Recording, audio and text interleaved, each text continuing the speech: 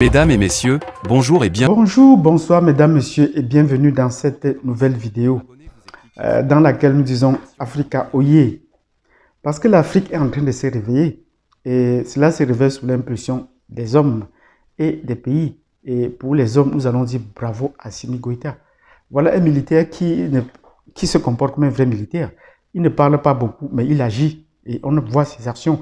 Il pose des actions intéressantes pour l'éveil, pour le réveil et l'éveil des Africains et surtout du peuple malien. Et le peuple malien est en train de se réveiller et même de s'éveiller. Et nous allons aborder ces deux plans dans la suite lorsque nous montons en puissance.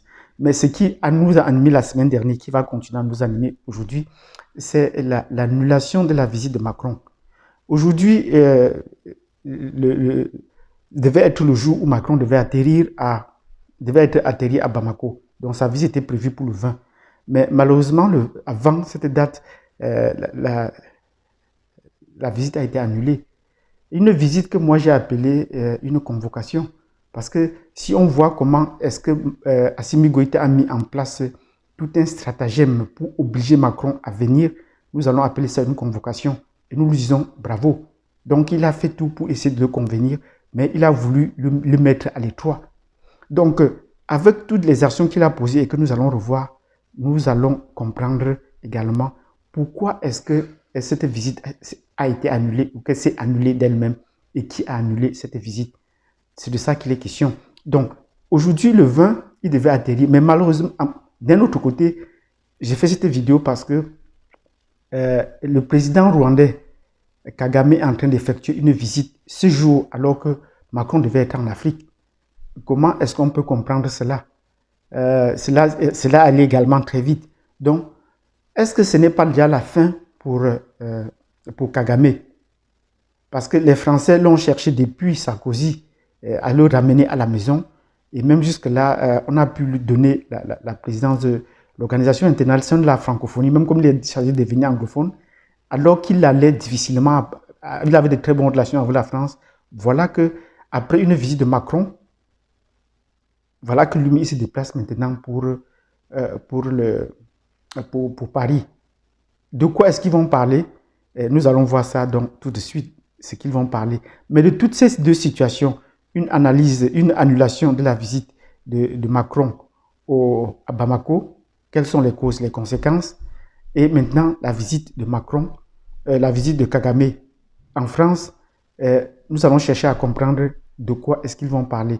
Donc si vous êtes intéressé à comprendre tout cela, nous vous donnons rendez-vous dans un instant.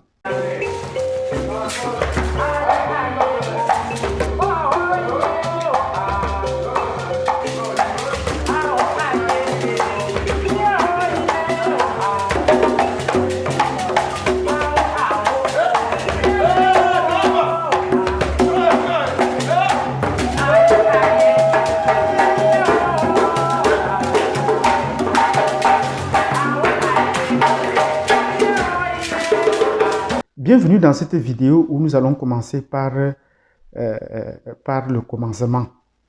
Aujourd'hui, à partir d'aujourd'hui, 20 décembre, le président Kagame du Rwanda est en train d'effectuer une visite à Paris. Il est en train d'aller rencontrer son homologue qu'il avait déjà rendu visite à Kigali quelques mois plus tôt. Mais pourquoi est-ce qu'il va à Paris? Cette visite, cette présence nous inquiète. Parce que peut-être là, ça met fin. Peut-être Kagame sent déjà sa fin venir. Il est au pouvoir depuis un peu plus de 25 ans à Kigali. Et pendant plus de 20 ans, il n'a pas été en très bonne relation avec le pouvoir à Paris. Les accusants, c'était vraiment une diatribe contre les Français. Et les Français faisant toujours un peu, jouant un peu de la diplomatie, n'ont pas voulu trop tenser sur la corde et sont revenus un peu à de très bons sentiments. Mais est-ce que là, ce n'était pas pour amadouer Kagame? Mais il faut comprendre que là, c'est la fin de Kagame. Puisque si vous avez tenu tête aux Français pendant plus de 20 ans, il faut savoir garder la trajet haute. Parce que si vous faites allégeance aux Français, ils vont vous piéger. Quelle que soit votre stature sur le plan international, ils vont vous piéger. Et quand vous faites une visite à Paris, comme disait Barbeau, quand vous montez sur le perron de l'Élysée, vous vous croyez grand. Mais alors qu'au fait, vous ne valez rien. Kagame va à Paris, nous connaissons aussi ses faiblesses. Les visites sur le perron de l'Élysée ne sont pas toujours un très bon signe. Je l'ai dit tantôt, depuis le temps que Bandao est parti à Paris, il dit que ça c'était un très mauvais signe. Et Kagame est en train de partir, de visiter, grimper le perron de l'Élysée, je vois tout ça comme un très mauvais signe. Pour vous dire pourquoi est-ce que c'est un mauvais signe sur le plan géopolitique, je vous invite à chercher la définition de l'Élysée. Qu'est-ce que l'Élysée? L'Élysée, c'est quoi dans le temps historique? Et ceux qui vont chercher vont trouver une réponse, vont pouvoir comprendre aisément pourquoi est-ce qu'aller à l'Élysée n'est pas un très bon signe. Vous ne pouvez pas aller à l'Élysée et sortir tel que vous êtes parti. Ce n'est pas possible. Et vous allez voir, quand Kagame va achever sa visite, vous allez voir le discours qu'il va faire. Il ne pourrait pas être parlé. Vous ne pouvez pas aller dans la tanière du lion pour défier le lion. Ce n'est pas possible. Tant qu'il vient encore dehors chasser, il a encore des faiblesses. Mais dès que vous le trouvez dans sa tanière, vous ne pouvez pas lui tenir tête. Et on a vu beaucoup d'autres présidents qui ont fait tête, comme les Jacob Zuma. Mais dès qu'on les a invités à Paris, ils sont revenus et ils parlaient un peu avec la honte dans les yeux. Parce qu'ils n'avaient pas cette statue, cette hauteur qu'ils prétendaient avoir quand ils n'étaient pas encore partis à Paris. Donc, visiter Paris est toujours un très mauvais signe pour les Africains. Et c'est un danger que beaucoup d'entre nous négligent et parfois relativisent. Et pour le cas présent, vous allez voir la sortie de Kagame et les conséquences à venir sur sa diplomatie ou sur sa façon de faire les choses. Pourquoi est-ce qu'il va donc à Paris? Est-ce qu'il part à Paris parce qu'il sent déjà que les Américains le lâchaient? Nous vous disons qu'il est là depuis 25 ans, donc c'était presque depuis le temps de Bill Clinton qu'il était arrivé au pouvoir sur ses auspices. Donc c'est un allié des Américains. Moi qui fais géopolitique, je ne suis pas là toujours pour... je n'adhère pas à un parti. Je connais les forces et les faiblesses de Kagame. Donc est-ce qu'en allant, c'est parce qu'il sent que les administrations américaines ont changé et que pour le moment, aucune administration américaine ne lui apporte tout le soutien dont il a besoin?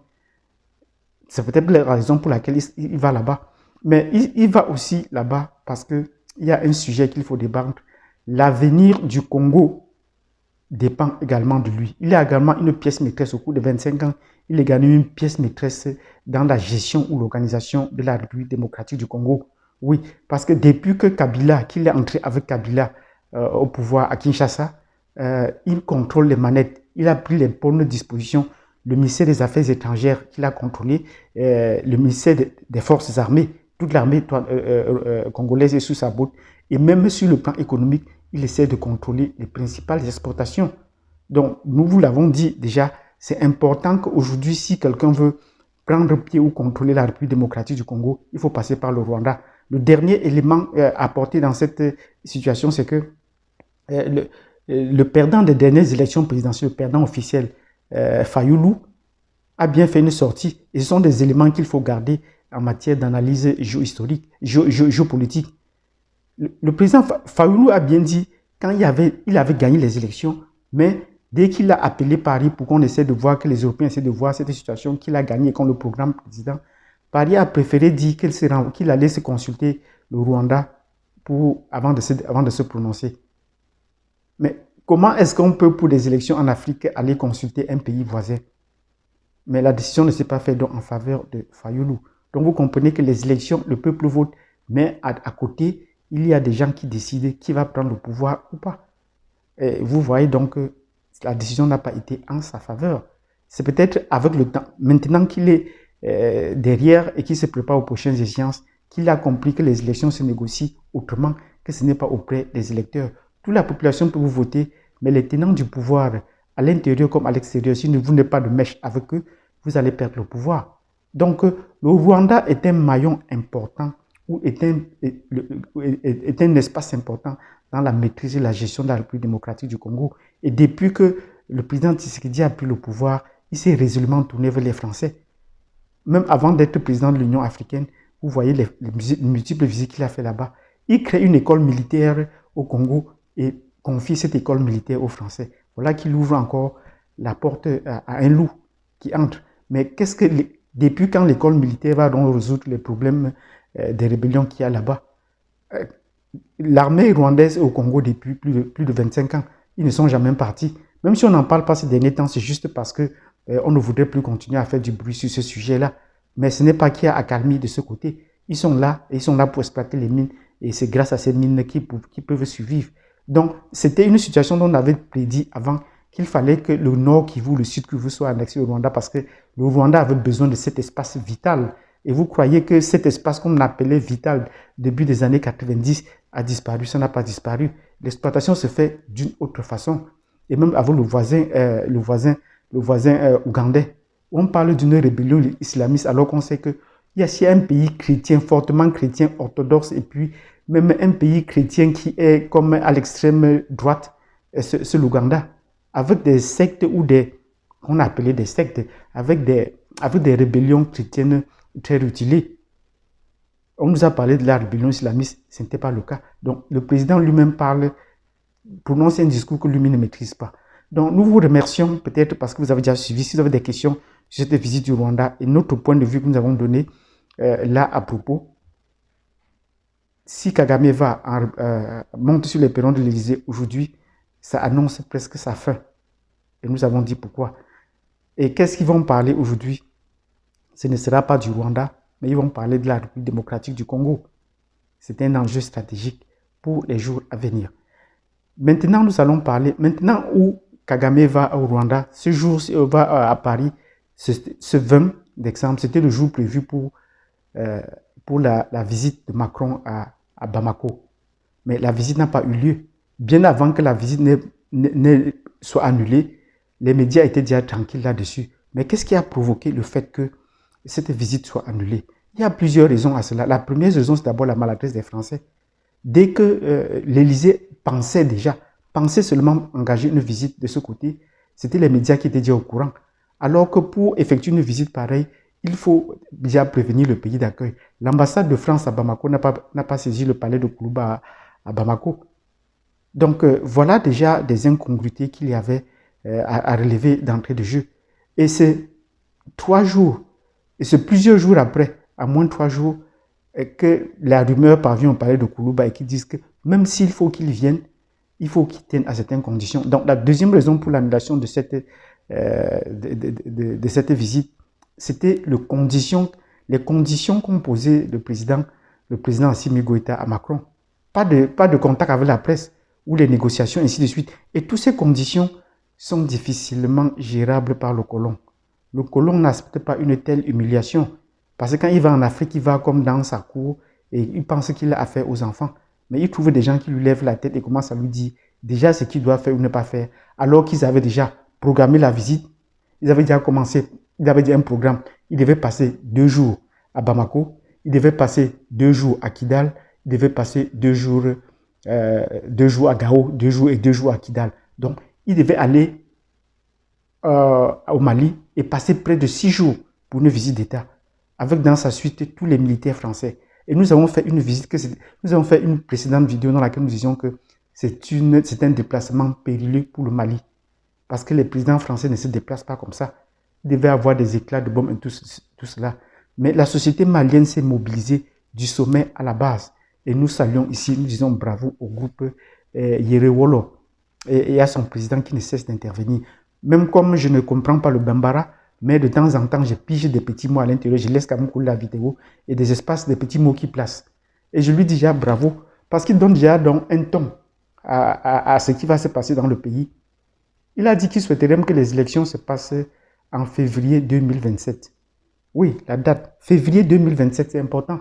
Il faudrait qu'on prouve aux colons qu'on peut décider d'une date qui ne convient pas à leur propre calendrier. S'ils ont des choses à faire pour février 2022, mais qu'ils sachent qu'on peut même donc programmer, que le peuple malien peut programmer ses élections 5 ans plus tard, en février 2027. Et nous souhaiterons que, en courant la mai 2022, qu'on fasse un référendum à ce propos. S'ils veulent les élections, on va faire des élections, mais pas des élections pour élire le président de la République alors que le pays est occupé. Donc nous disons bravo au groupe et que les autres groupes prennent la relève et donnent une date. Puisque la communauté internationale veut une date pour les élections, on leur donne donc la date en février 2027 que nous soutenons et nous disons bravo. Février 2027, on organisera des élections et Assimi Goïta va enlever le treillis militaire pour se présenter à ces élections-là. Nous disons c'est comme cela que ça devrait se passer. Ce n'est pas tous eux qui vont insister sur la date et ce n'est pas tous eux qui vont nous dire les conditions pour être président de la République chez nous. D'abord que d'ici là, les choses pourront changer. Donc parmi les conditions, il y avait des gens qu'il fallait rencontrer. Et nous disons également bravo au professeur Ikasa Maïga, le ministre de la Refondation. Voilà des gens qu'il faudrait que Macron rencontre pour savoir qu'il y a garçon au Mali. Il y a une certaine génération de garçons qui sont passés, mais qui étaient des gens à plaindre. Mais nous disons donc bravo au docteur Choguel Maïga, bravo au professeur Ikassa Maïga. Voilà des gens que nous souhaiterons qui font des tête-à-tête avec Macron pour sentir qu'il y a des vrais garçons au Mali et en Afrique. Donc, pour toutes ces raisons, le fait que la visite n'a pas été préparée en accord avec le palais de Koulouba, le fait que le palais de Koulouba, n'ayant pas été saisi officiellement jusqu'à son annulation, a préparé un carnet de route, a préparé des conditions que le colon ne pouvait pas accepter. Et évidemment, tout est à tête avec les autorités et pas de rencontre avec la presse parce que c'est l'occasion pour Macron de venir en Afrique faire des déclarations tapageuses. Bon, ils vont continuer à aller à Dakar pour le faire, comme la ministre de la Défense a fait tout récemment. Mais ce n'est pas à Bamako qu'il faudrait venir pour nous humilier. Donc, enfin, aujourd'hui, jusqu'à présent, c'est les médias alternatifs en France qui continuent à parler de l'annulation de cette visite et à analyser comme RT France. Mais les chaînes françaises de France 24 ou RFI ne parlent pas, ne donnent pas les explications sur l'annulation de cette visite. Et nous, ça ne nous surprend pas. Puisque voilà, c'est effectivement des médias de la propagande. Ils ne sont pas là pour effectivement éclairer ou construire ou éclairer l'opinion. Ils sont là au service ou la solde du pouvoir colonial français de continuer à pérenniser, puisqu'ils ne parlent que de l'Afrique. Même des effets au niveau de la France, ils n'en parlent pas, encore moins au niveau de l'Europe. Et il faut voir, les Français maintenant sont descendus d'un cran, ou ces médias français, pour descendre maintenant dans les médias sociaux, ramasser également tout ce que les gens disent pour essayer à nous expliquer.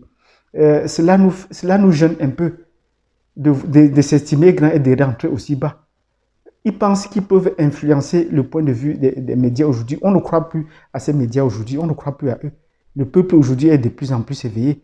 Et les vidéos qui circulent là, on les fait de plus en plus confiance parce que ce sont nos gens sur le terrain qui tournent les vidéos. Que vous ayez la peau blanche, que vous ayez la peau noire quand vous parlez à RFI, vous ne valez plus rien. Donc, les journalistes africains qui parlent à RFI, ils savent qu'ils ne valent plus, ou les correspondants, ils savent qu'ils ne valent plus rien, qu'ils sont la voix juste de la propagande française en Afrique. Et vous voyez, nous allons revenir dans une prochaine vidéo pour vous montrer l'écart du niveau académique ou d'entendement qu'il y a entre les hommes politiques africains d'aujourd'hui et les hommes politiques français d'hier et d'aujourd'hui.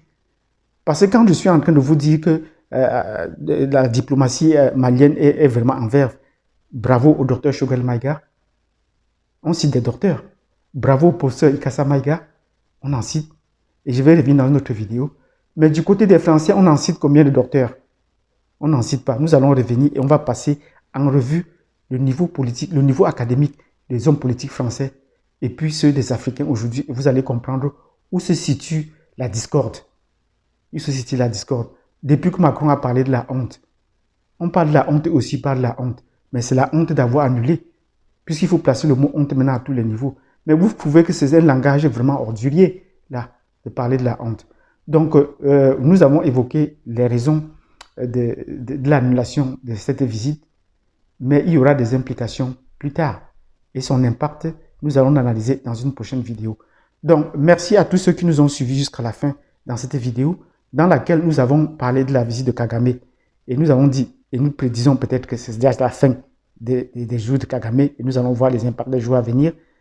Et nous avons dit qu'ils partent pour débattre du cas du Congo. Et nous allons voir les cadres, parce que ce n'est pas ce qu'on va annoncer dans la presse.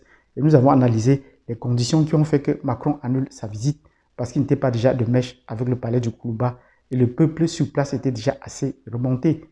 Donc, pour toutes ces conditions fixées, il ne pouvait qu'annuler les élections et passer à autre chose et occuper son programme en recevant Kagame. Mettez-nous des pouces, mettez-nous beaucoup de pouces. Il est important que même si vous êtes de passage, vous nous mettez déjà des pouces. Abonnez-vous, cliquez sur la cloche de notification parce que nous allons revenir dans une autre vidéo pour comprendre, pour nous placer maintenant du côté des Français. Parce que nous parlons toujours des Africains, nous sommes posés du côté des Français pour montrer que la ligne des Français est entièrement fausse d'un point à l'autre. Et c'est là où on va parler de la honte. La honte se situe de quel côté? Merci et nous vous donnons rendez-vous à la prochaine vidéo.